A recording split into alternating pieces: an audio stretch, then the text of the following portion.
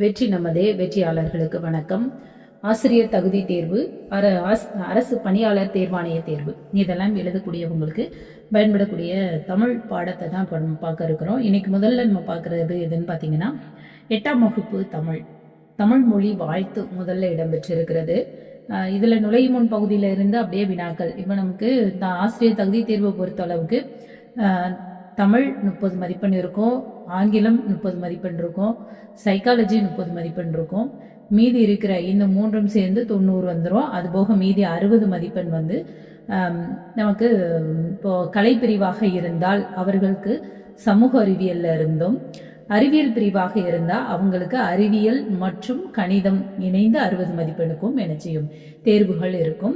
அந்த இதில் எல்லாத்துக்குமே பொதுவாக வரக்கூடியது இந்த தமிழ் பாடப்பகுதியில் இருக்கக்கூடிய 30 மதிப்பெண். இப்போ நமக்கு ரொம்ப எளிதாகவே தேர்ச்சி அடைவதற்கான வாய்ப்புகள் இருக்கிறது. ஏன்னா இப்போ இருக்கக்கூடிய தேர்ச்சி மதிப்பெண் 75.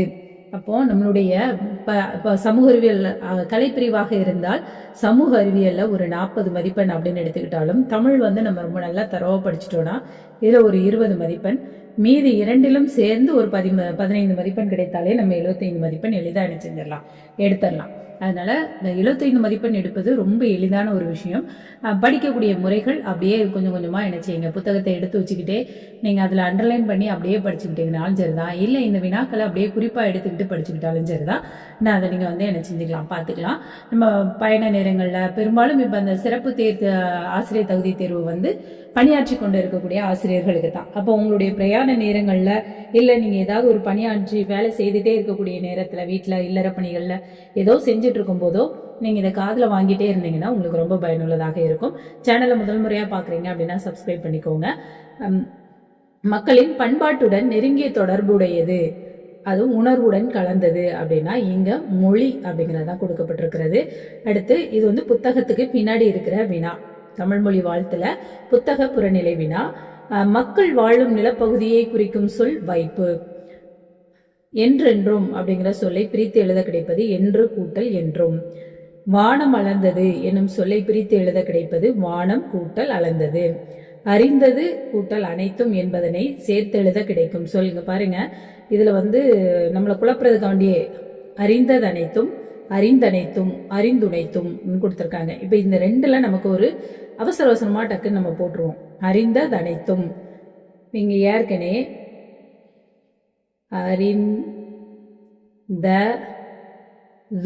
அறிந்தது. இப்ப இந்த தூ தான் இந்த ஆவோட ஒன்னா சேர்ந்து வினையாற்றணும். அப்போ 2 அங்க வந்தாதான் அது சரியானது. அறிந்த அனைத்தும்னு வந்தா அது தவறானது. அதனால அதை கொஞ்சம் கவனமா என்ன செஞ்சுக்கோங்க. எளிதான ஒன்றுதான், ஆனா இதுல வந்து என்னது அப்படின்னா நமக்கு அவசரத்துல நம்ம தவறு செய்யக்கூடிய இடம் இது. வானம் கூட்டல் அறிந்த என்பதனை சேர்த்துல வானம் அறிந்த. சுப்பிரமணிய பாரதியாருடைய பன்முக ஆற்றல் என்னதெல்லாம் அப்படின்னு பார்த்தோம்னா, அவரு கவிஞர், எழுத்தாளர், இதழாளர், சமூக சீர்திருத்த சிந்தனையாளர், விடுதலை போராட்ட வீரர். இப்ப இதுல நமக்கு வந்து பொருந்தாத ஒன்றை தேர்க அப்படின்னு கொடுத்து என்ன செய்யலாம், கேட்கலாம். இப்ப இவரை வந்து ஓவியர் அப்படிங்கிற கேட்டகரியில நம்ம வைக்க முடியாது. அதனால ஓவியர்னு கொடுத்துட்டாங்க அப்படின்னா நம்ம இது எல்லாத்தையும் அவருடைய பன்முக திறமையை தெரிஞ்சுக்கிட்டோம்னா தான் இல்லாத ஒன்றை நம்மளால என்ன செய்ய முடியும், எடுக்க முடியும். அவர் எழுதிய விடுதலை போராட்ட சிந்தனையை எழுதிய இதழ்கள் அப்படின்னு பார்த்தோம்னா இந்தியா, விஜயா, இது ரெண்டும். அவருடைய உரைநடை நூல்கள் சந்திரிகையின் கதை, தராசு. அவருடைய சிறப்பு பெயர் இது எல்லாமே பாரதிதாசன் இவரை புகழ்ந்த பெயர்களாக குறிப்பிடப்படுகிறது. சிந்துக்கு தந்தை, செந்தமிழ் தேனே, புதிய அறம் பாட வந்த அறிஞன், மரம் பாட வந்த மறவன், இப்படிலாம் சொல்லி பாரதிதாசன் குறிப்பிடுகின்றார்.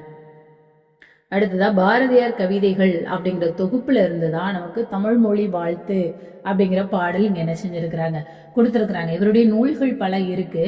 அதுல வந்து நமக்கு பாரதியார் கவிதைகள் அப்படின்னு இவருடைய பாடல்கள் எல்லாம் தொகுக்கப்பட்டதுல இருந்துதான் கொடுத்திருக்காங்க அப்படிங்கிறது நமக்கு என்ன செய்யணும், தெரிந்து கொள்ள வேண்டிய ஒன்று. அதனால அதை தெரிஞ்சுக்கிறது ரொம்பவே பயனுள்ளது. எதுகைனா என்ன, அதாவது 2ஆம் எழுத்து ஒன்றி வருவது. முதல் எழுத்து அளவுத்து நிற்க 2ஆம் எழுத்து ஒன்றி வருவது டேஸ் அப்படின்னு கேட்டா நமக்கு எதுகை தொடைன்னு எழுத தெரியணும். இப்ப எதுகை அப்படின்னா வாழ்க, ஏழ், சூழ், வாழ், இதுல எல்லாத்துலயுமே அந்த லகரம் என்ன செய்யுது, இதுல இதா வருது. அதனால இது வந்து எதுகை. 2ஆம் எழுத்து ஒன்றி வருவது எதுகை. மூனை அப்படின்னா முதல் எழுத்து. முதல் எழுத்து ஒன்றி வந்துள்ளது. இவ்வாறு முதல் எழுத்து ஒன்றி வருவதை மோனை என்பர். இப்போ முதல் எழுத்து ஒன்றி வரக்கூடிய சொற்கள் பாருங்க. வானம், வாழ்க, வாழிய, வானம், வன், எங்கள், என்றும். இதுல எல்லாம் முதல் எழுத்து ஒன்றா வந்திருக்கு. இயைபு அப்படின்னா சொற்கள் ஒத்த ஓசையிலோ ஒரே சீரிலோ முடிவதை இயைபு தொடை அப்படின்னு நம்ம சொல்லுவோம்.